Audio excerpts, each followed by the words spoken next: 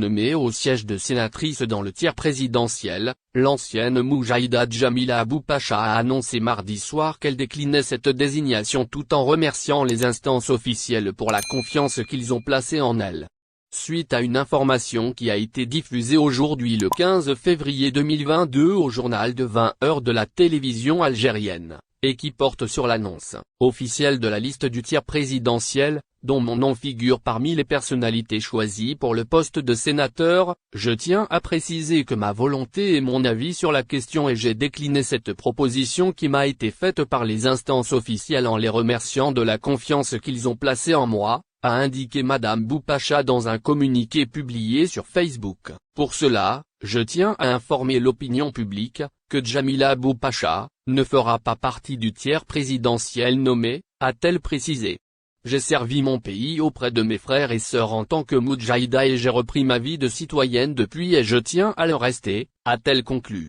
Grande héroïne de la bataille d'Alger au sein des groupes des Fidaïn, à l'image de Djamila Abou Ired, Hasiba Ben Bouali, Ourida Medad et autres Louisa Iguilari, la moudjahida Djamila Abou Pacha, a été arrêtée en 1960 par l'armée française. Ses aveux, obtenus par le viol et la torture, donnèrent lieu à un jugement transformé à l'initiative de son avocate Gisèle Halimi et l'écrivaine Simone Veil en procès médiatique dénonçant les méthodes brutales de l'armée d'occupation française en Algérie. Née le 9 février 1938 à Bologhine, elle a rejoint les rangs du mouvement national à l'âge de 15 ans d'abord au sein de l'Union démocratique du Manifeste algérien de Ferrahaba, puis au Front de Libération Nationale, FLN, en 1955. Pendant la guerre d'indépendance, elle porte le nom de guerre de Khalida. Transférée en France pour son procès, Djamila Abou Pacha fut amnistiée dans le cadre des accords d'Évian, et finalement libérée le 21 avril 1962.